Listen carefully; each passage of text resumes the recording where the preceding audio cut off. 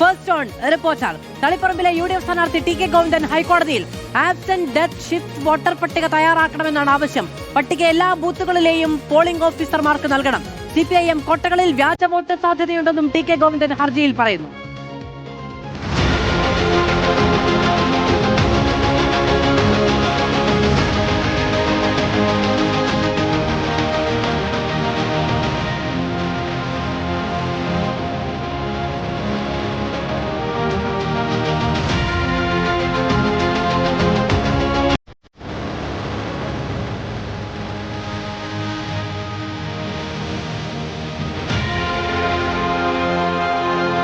ശ്യാംദേവരാജ് വിവരങ്ങളുമായി നമ്മളോടൊപ്പം ചേരുകയാണ്. ശ്യാംദേവരാജ്, തളിപ്പറമ്പിൽ വ്യാജ വോട്ട് ഭീഷണിയുണ്ട്.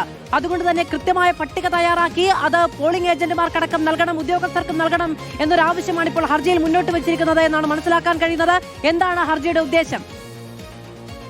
മധു, നേരത്തെ അർജുൻ കല്യാട് റിപ്പോർട്ട് ചെയ്തതിന്റെ തുടർച്ചയായാണ് തളിപ്പറമ്പിലെ UDF സ്വതന്ത്ര സ്ഥാനാർത്ഥി ടി കെ ഗോവിന്ദൻ ഹൈക്കോടതിയെ സമീപിച്ചിരിക്കുന്നത്.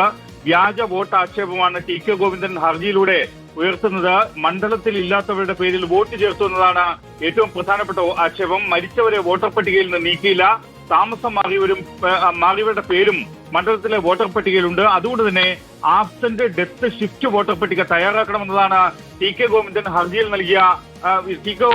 ഹർജിയിൽ ആവശ്യപ്പെടുന്നത്. പട്ടിക എല്ലാ ബൂത്തുകളിലെയും പോളിംഗ് ഓഫീസർമാർക്ക് വോട്ടെടുപ്പ് ദിവസം നൽകണമെന്ന ആവശ്യവും കൂടി ടി കെ ഗോവിന്ദൻ ഉന്നയിക്കുന്നുണ്ട്. തെരഞ്ഞെടുപ്പ് കമ്മീഷന് നിർദ്ദേശം നൽകണമെന്നതാണ് ടി കെ ഗോവിന്ദന്റെ ഇത് സംബന്ധിച്ച നിർദ്ദേശം നൽകണമെന്നാണ് ടി കെ ഗോവിന്ദൻ ഹൈക്കോടതിയിൽ നൽകിയ ആരോപണം. ഉണ്ടാകുമെന്ന കാര്യം അത് കൃത്യമായി പരിശോധിക്കണമെന്ന് ആവശ്യപ്പെട്ടുകൊണ്ട് ഹർജിയുമായി ഹൈക്കോടതിയെ സമീപിച്ചിരിക്കുകയാണ് ടി കെ ഗോവിന്ദൻ.